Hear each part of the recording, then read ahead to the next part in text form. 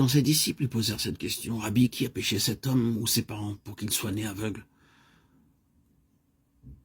Le Seigneur a écarté cette superstition en disant « Ce n'est pas que lui ou ses parents aient péché, mais c'est afin que les œuvres de Dieu soient manifestées en lui. » Jean 9, 2, 3.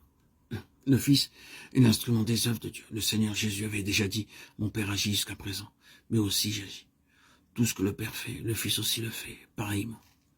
Car le Père aime le Fils, il lui montre tout ce qu'il fait, et il lui montrera des œuvres plus grandes que celles-ci. Jean 5, 17, 20.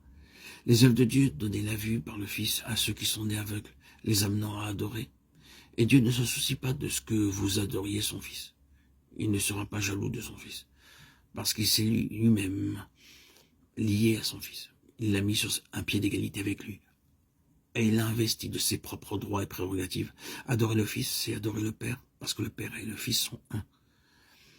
Que Jésus est le Fils de Dieu est prouvé par ceux qui reçoivent la vue spirituelle. C'est la gloire de Christ de pouvoir le faire en amenant, comme nous le disions, à adorer.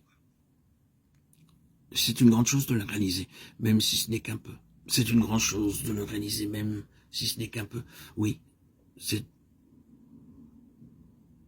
une grande chose d'avoir nos yeux ouverts. C'est une grande chose d'avoir nos yeux ouverts au début et dans le fondement. C'est une grande chose, alors que nous avançons, d'avoir nos yeux ouverts encore et encore, pour voir ce que personne n'a été capable de nous montrer, ce pourquoi nous avons lutté, afin de voir et comprendre. Dieu touche alors souverainement nos yeux spirituels et nous voyons. N'est-ce pas un grand jour quand nous voyons ainsi? Quelques-uns d'entre nous ont senti des fois que quelque chose nous échappait dans un certain passage de la parole de Dieu. Il y a une signification divine, mais nous ne pouvons la comprendre. Nous avons tourné en rond, nous avons cherché de l'aide chez les autres, nous sommes allés à toutes les autorités avec ce passage particulier, mais nous sommes restés au même point.